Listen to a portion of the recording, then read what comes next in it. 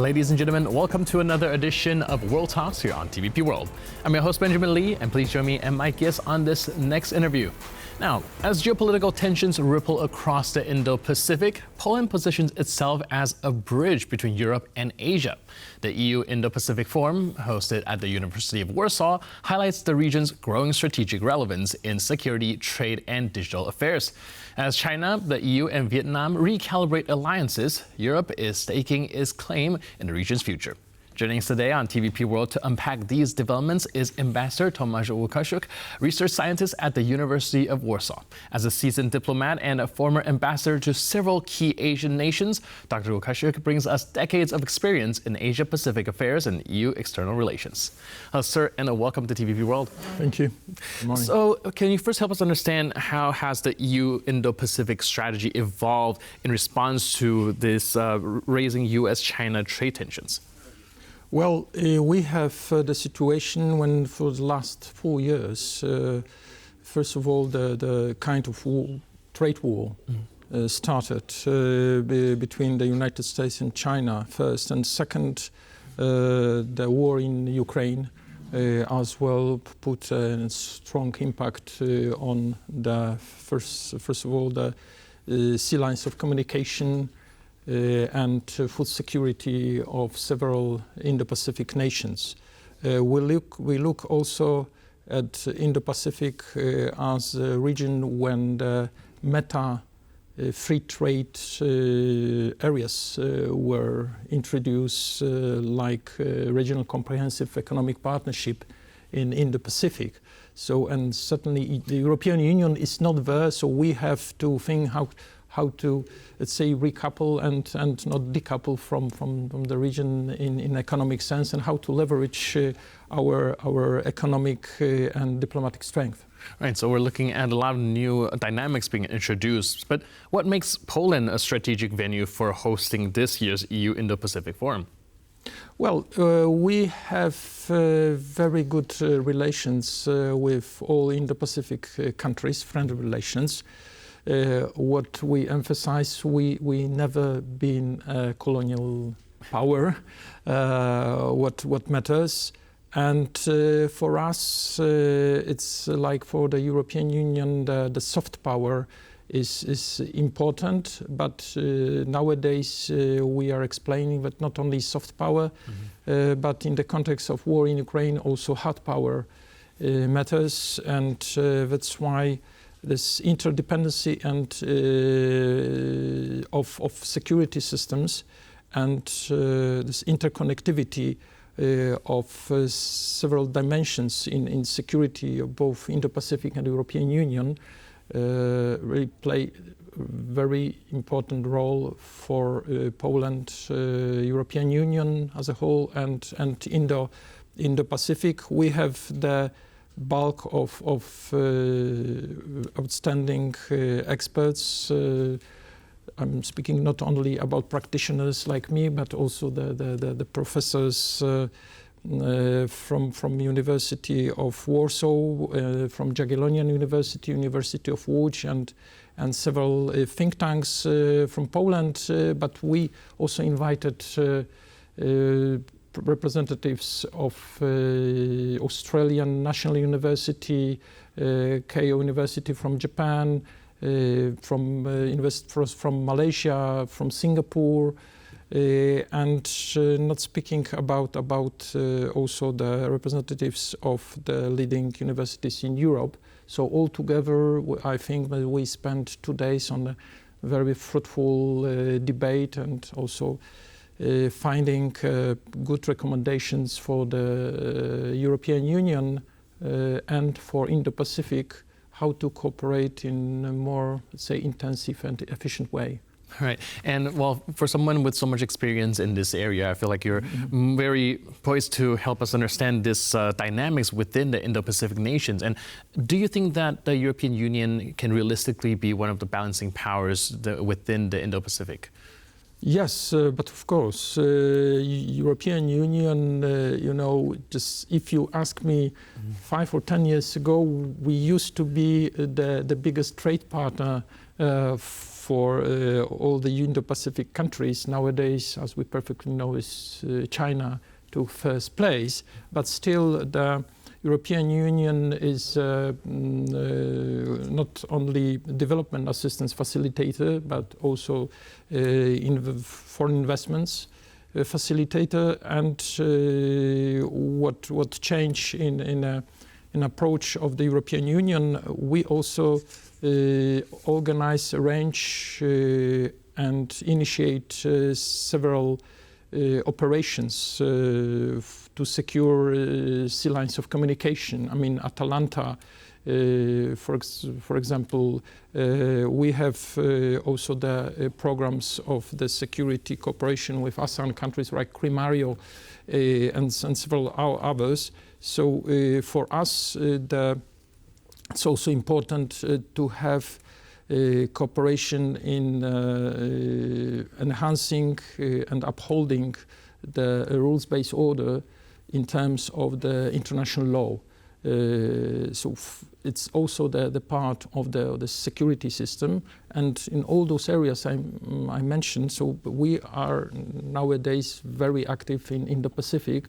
So from our perspective, we are gradually becoming very, very important. I'm not speaking about the key actors, but very important actor in security area in the Pacific. Right, you also mentioned that China is having a growing presence in the area as well. They're also increasing their diplomatic efforts in places like Vietnam, South Asia. What does that mean for Brussels? Is that going to be somewhat of a challenge? Well, I mean, diplomatic activity is a challenge, but the European Union delegations are everywhere, in every country of Indo-Pacific first. Not speaking about the diplomatic services of member countries. What we are active, we prefer, multilateral platforms. And this what we are now, when we are listening to the experts and the representatives of Indo-Pacific, they prefer multilateral, not unilateral platforms. The security system in the Pacific is fragmented through the sub-regions. So European Union is proposing something wider and overarching the let's say Indo-Pacific European Union security cooperation, also having in mind this interdependence of two security systems, and what's more, leveraging our economic impact. We are now intensified our talks with several countries of Indo-Pacific on free trade agreements. Just in February, we had the big delegation of commissioners coming to New Delhi and discussing, and we have, let's say, promising pledges to finish the free trade agreement, not only in India, but with also smaller countries by the end of this year. And we do hope that it will also help us to respond to the activities of China. I mean, in terms of the competition in both economy and security. And speaking of Chinese influence in that area, I've just got information that she is actually visiting Vietnam, speaking of increasing its footprint there. What do you think the goal of this visit is? And do you think that it's going to ramp up even more emphasis on Chinese trade with these countries, seeing that they're currently embroiled in essentially a trade war with the United States? Well, the visit to Vietnam as also the strategic part of the United States is a clear response to the tariff to the tariff announcement by President of the United States. But I think, knowing the spirit of ASEAN countries, it's always about the balance. And Vietnam, like other ASEAN countries, would never go for dependence on one pole of the balance. They always would like to seek the balance also in other big players like United States, like India or Australia in the Indo-Pacific region. And saying that, so what we heard from the Washington administration, so the Prime Minister of Vietnam was one of the first to call President Trump to suggest some solutions to the situation occurred after the announcement of President. Right, so really back into this forum that's taking place in Warsaw, what concrete outcome or agreements are you hoping to see emerge from these dialogues, discussions? Well, we have, let's say, panels devoted to the different areas of security. So today we start with cybersecurity, then we go to maritime security, energy security, also because we have to remember that the interconnection between Indo-Pacific and Europe is also the cyber interconnection, and we have to safeguard these connections.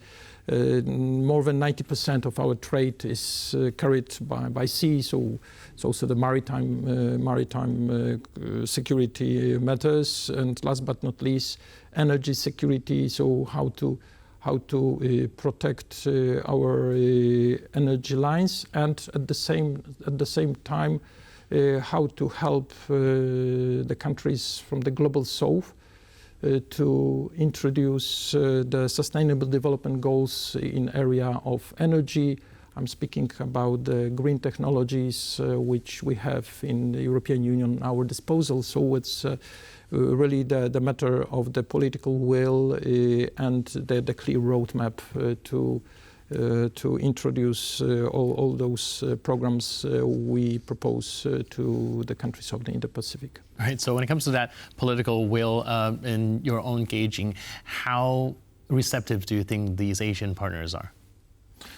Well, I think that for them it's important to understand that there's a transformation of European Union from the civilian economic power into something which they actually expected. And for the last 25 years, as the European Union, the European diplomats, they heard that we need you not only as economic power, but we need you to increase the hard powerness in the region. So we are responding to it. Certainly it's a little bit slower than you would like to, but we have to remember that we are the organization of 27 countries.